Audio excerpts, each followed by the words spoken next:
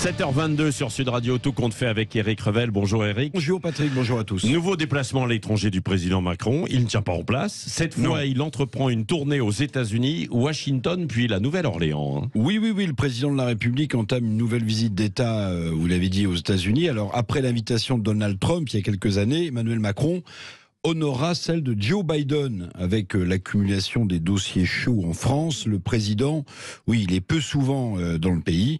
Sitôt rentré d'une tournée en Asie, c'était le G20 de Bali, vous vous en souvenez. Puis après la COP27 en Égypte, le voici donc reparti demain aux États-Unis. Oui, alors que la récession économique va toucher l'Europe et la France au début de l'année prochaine, Emmanuel Macron part avec beaucoup de grands chefs d'entreprise.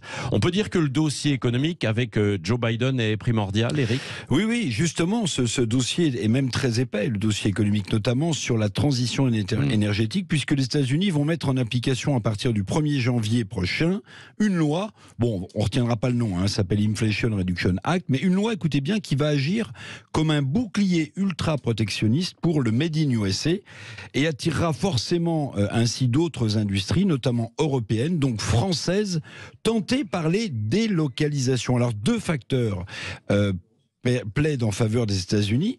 D'abord, il faut le savoir, l'énergie y est 4 fois moins chère qu'en France, 4 fois moins chère qu'en France. Et puis Washington, je vous le disais, avec cette loi, va subventionner à hauteur de 354 milliards d'euros pour aider les industries qui veulent produire aux États-Unis et qui vont donc devoir s'y installer. Oui, mais des subventions de tel montant, des centaines de milliards d'euros, des dollars là-bas, bien sûr. Un tel protectionnisme américain est juste inimaginable.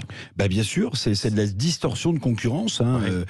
Ça sent la guerre commerciale à plein nez. Ça peut éclater d'ailleurs entre les États-Unis et l'Europe, sous l'œil goguenard évidemment de la Chine.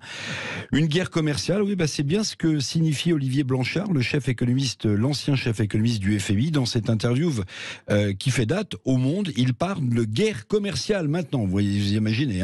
Alors vous croyez que c'est Emmanuel Macron qui va faire plier le protectionnisme de fer de Biden pendant sa visite d'État? On peut en douter, la France évidemment n'est pas de taille. Alors il restait l'Organisation mondiale du commerce, dont c'est le job de veiller au respect de la concurrence, mais l'OMC est aux abonnés absents.